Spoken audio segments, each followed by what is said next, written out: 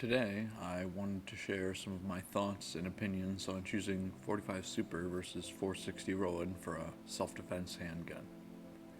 This isn't advice, just my perspective on the two calibers pertaining to self-defense. Before I really start, keep in mind I'm not taking into consideration hand loading. I'm basing what I say around what loadings are commercially available for these two calibers. 45 Super especially can vary wildly, and the companies that do load it definitely don't push it to its absolute limit. Not that you necessarily should. Something that you may come across when you first start looking at ballistics gel testing of these two calibers is that they underpenetrate when comparing hollow points to the standard of what most people agree is acceptable penetration of 45 ACP hollow points. How can these calibers penetrate less than 45 ACP when they're pushing the same projectile 300, 400, 600 feet per second faster and with double the energy? Well, that's exactly the thing. A lot of times these companies use the same bullets manufactured to expand at much lower velocities loaded in 45 ACP cartridges.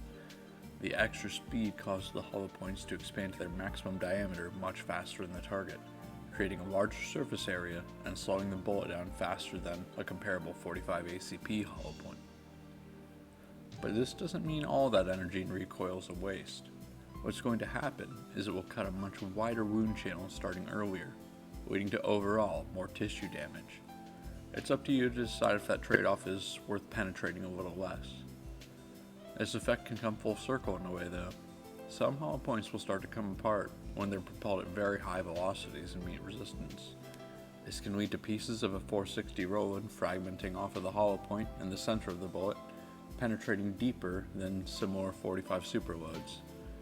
Some loadings do this on purpose. So when someone says either of these cartridges are overkill for people, I have to disagree.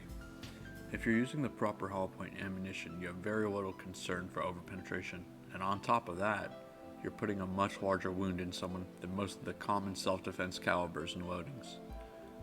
Now, a full metal jacket or hardcast projectile would be poorly suited to most self-defense scenarios, but I think they make a good choice for hunting medium to bigger game, with the handgun where it is permitted. Another thing to consider is how loud 460 Rowland is. All 460 Rowland kits come with a compensator, and it's vital for keeping slide velocity down and ensuring proper function and slower wear and tear. That higher pressure cartridge along with the compensator is going to be very loud when you have to fire it in self-defense. But, in my opinion, if it's a setup that you genuinely trust to give you the best chance in a self-defense scenario and save your life, a little extra hearing damage is worth it. But that's another thing for you to decide. There's also the cost of conversion. The cheapest 460 Rowland conversion kit is over $300 and they go all the way up to $600. A 45 Super conversion costs as much as you want it, even $0. I fired quite a few rounds of 45 Super through my Teutonics Combat Master and Star Megastar without issue. However, you really should at least replace the recoil spring in your gun with a stronger one, so your gun doesn't beat itself to death. Some people will recommend changing to a more supportive barrel in guns like a Glock, but it's important you do your own research on your specific model of firearm and come to the best conclusion you can. I say always err on the side of caution. Some people will also recommend changes to mainsprings and the addition of buffer pads, but that's really up to you.